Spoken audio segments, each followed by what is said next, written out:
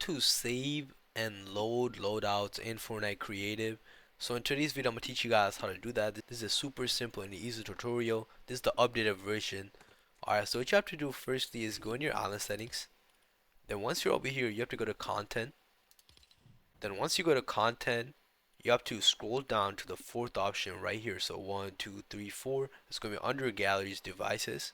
Then once you're over here, you're gonna have to search up save point. You're gonna put this, make it a little bigger, put it on top right here. Now you're gonna go back to island settings, go back to devices, which is the fourth option.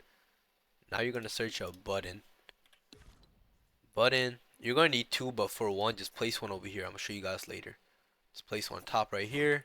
Customize button. For the interaction text, put save loadout. For the interact time, put it to 0.75.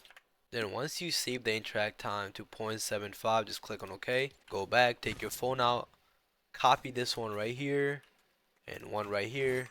Now for this one, what you have to do, you just have to change one thing. So go back to custom button 2. Instead of save, you're gonna put loadout. Just click on OK. Now what you have to do is just go over to your save point device, click on customize save point. You're gonna have to turn auto load to no, and you're gonna have to turn auto save to no.